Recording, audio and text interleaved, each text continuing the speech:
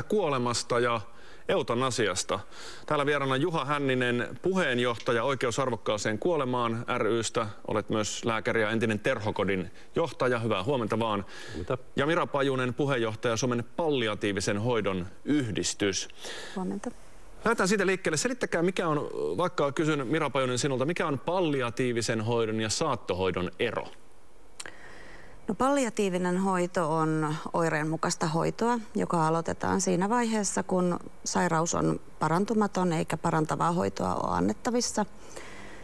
Ja saattohoito on sitten ne elämän viimeiset viikot, päivät, ehkä joitain kuukausia, mutta se on palliatiivisen hoidon viimeinen vaihe.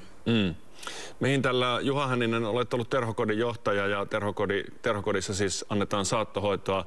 Mihin tällä palliatiivisella ja sitten edelleen saattohoidolla, niin mihin sillä pyritään?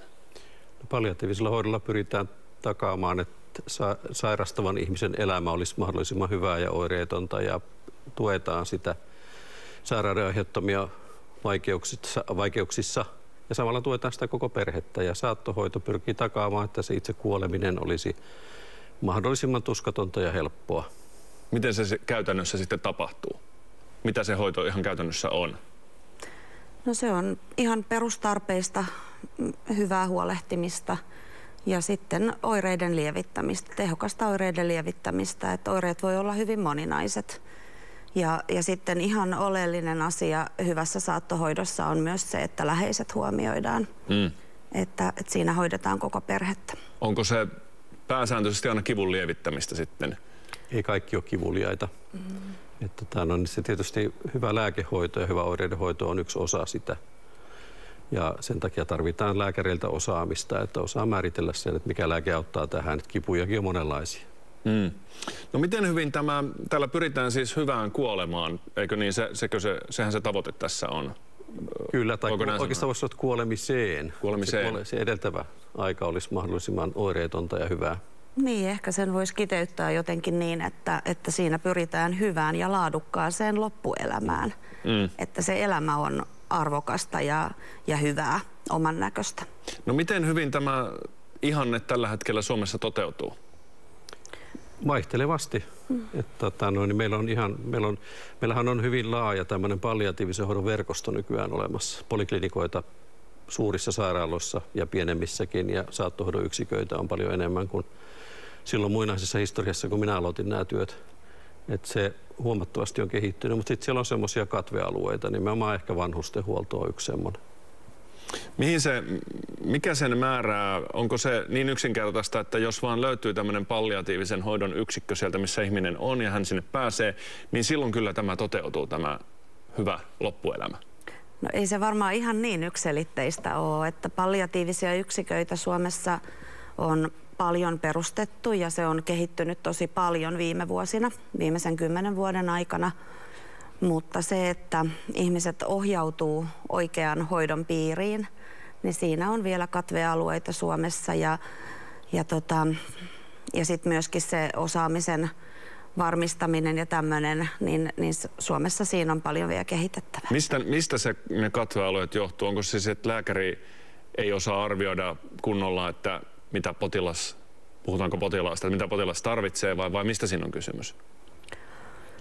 No, siinä on varmaan osittain tästä kysymys ja sitten tietysti niin kuin sairauksien niin kuin eteneminen on toisinaan aika vaikea ennakoida. Ja sitten meillä ei ole Suomessa vielä riittävästi niitä yksiköitä, joissa pystytään hoitamaan.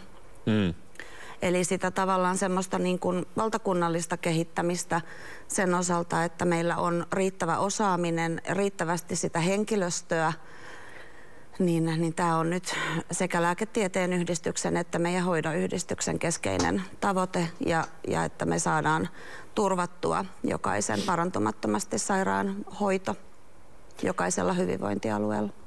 Yksi katvealue on tässä se, että meillä on iso osa, melkein puolet, 40% vanhustenhuollosta niin on ostopalvelu. Eli erilaisilla firmoilla, ja siellä on annettu tehtäväksi, että siellä täytyy hoitaa loppuun saakka, mutta hyvin harvassa paikassa on määritelty sille esimerkiksi kriteerit, mitä se tarkoittaa. Ja samaten kun tehdään ostopalvelusopimuksia, kunnat tekee jonkun Esperin tai Attendon tai Mehiläisen tai jonkun muun kanssa, niin sillä edellytetään paljon, mutta ei ole tavallaan osoitettu resursseja sitten sen toteuttamiseen. Mikä se seuraus käytännössä sitten on? Se on käytännössä se, että esimerkiksi lääkäripalvelut on sattumavaraisia monesti näissä henkilöstöresurssit sillä, että kun tarvitaan lisää henkilöstöä, niin saattaa olla, että sitä ei saada tai sitä ei ole varaa ottaa sille, koska nämä maksut on liian pieniä.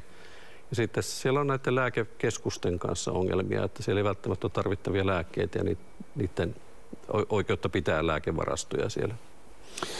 No nyt sitten tähän liittyy eutanasia tietenkin läheisesti tähän keskusteluun ja Juha Hänninen, te julkistatte tänään kansalaisaloitteen, jonka tavoitteena on laillistaa eutanasia Suomessa. Miksi haluat eutanasian lailliseksi? Siinä elämän lopussa se on oleellinen osa saattohoitoa. Et siinä vaiheessa, kun muut saattohoidon keinot ei riitä eikä toimi ja ihminen kärsii ja hän haluaa kuolla, niin hänellä pitäisi olla siihen oikeus. Et se on itsemääräämisoikeus ja sitten se on tällainen, että ihmisen ei tarvitse kärsiä siinä elämänsä loppuvaiheessa. Että tästä päivästä lukien on tosiaan mahdollista käydä kansalaisaloite.fi-sivustolla allekirjoittamassa tämä kansalaisaloite, niin me saataisiin se eduskuntaan jo ensi keväänä toivon mukaan. Niin. Nyt täsmennykseksi vielä on olemassa eutanasia ja sitten lääkäriavusteinen kuolema. Miten nämä eroavat toisistaan? Eutanasiassa lääkäri aktiivisesti antaa lääkeään esimerkiksi pistämällä injektiolla suoneen sen kuolettavan lääkkeen. Tai oikeastaan se tapahtuu, että ensin annetaan nukuttava lääke ja sitten tämä hengityksen pysäyttävä lääke. Ja silloin kun puhutaan lääkäriavusteisesta, niin lääkäri kirjoittaa reseptin tai antaa sen lääkkeen tai jollain muulla tavalla toimittaa ihmiselle, joka sitten itse juo sen. Tai se on laitettu ehkä tippapulloon ja tämä ihminen itse aukaisee sen tipan siitä niin, että se lääke tulee hänen suoneensa. Ja jos tämä teidän ajamanne aloite menisi läpi, niin nämäkö molemmat tulisivat Suomessa sitten lailliseksi, molemmat tavat? Kun tämä aloite menee läpi, niin nämä tulevat olemaan kumpikin laillisia tulevaisuudessa. Joo. Vastustajat sanoo tähän eutanasiakysymykseen, että se esimerkiksi saattaa johtaa siihen, että eutanasia aletaan antaa liian kevyin perustein, tai kenties joku saattaa haluta eutanasian, vaikka voisi sitten, sanotaan vaikka masentunut ihminen nuorena, tai sitten saattaisi ehkä löytyä joskus parantava lääkekin tähän sairauteen, mitä hän sairastaa, niin miten tämmöiset vältetään? Tämähän on prosessi, joka etenee asteittain, tämä eutanasia. Esimerkiksi otetaan Hollanti esimerkiksi, joka ei ole kaikkein paras esimerkki muuten, mutta siellä aina 1/3 ikään kuin tipahtaa aina pois. Että siellä on 100 000, jotka tietyssä ajassa ajattelee, että he voisivat haluta. Sitten siellä siitä 30% putoaa pois niistä, jotka lopulta tekee sen toiveen. Ja taas 30% putoaa, jolle se toteutetaan. Ja niistäkin sitten pieni osa, niin tilanne muuttuu vielä siinä viime vaiheessa. Anteeksi, tarkoitatko sitä, että se on tosi pitkä se aika ennen kuin se on päätöksestä? Se on viikkoja. Paitsi jos kyseessä on sellainen tilanne, että ihminen on välittömästi kuolemassa jollain tuskallisella tavalla, niin se tietysti käsitellään nopeammin. Niin. Miten usein näistä sitten palliatiivisesta hoidosta, onko sulla tietoa siitä, että ihmiset haluaisivat siellä eutanasian? No kyllä se nousee keskusteluun usein, niin kuin kuolevien potilaiden kohdalla. Erityisesti syöpäsairaat siitä puhuu ja kysyy sitä mahdollisuutta, mutta sitten on myöskin ihan toteen näytetty, että kun ihminen saa hyvän oireen mukaisen hoidon, niin se eutanasia-ajatus myös niin kuin vähenee.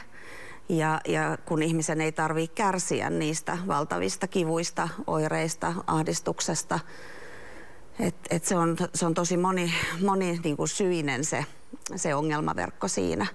Mutta nämä myös niin kuin sotketaan niin kuin kansankielessä niin nämä asiat niin kuin keskenään, että ajatellaan monesti, että palliatiivinen hoito tai eutanasia, saattohoito tai eutanasia, ja näinhän se ei ole. Niin.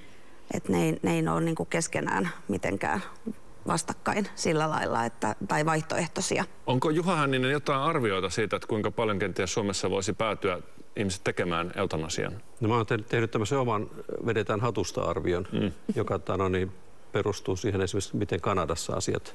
Kanadahan tuli tuossa noin 2016 muistaakseni eutanasian salliva laki.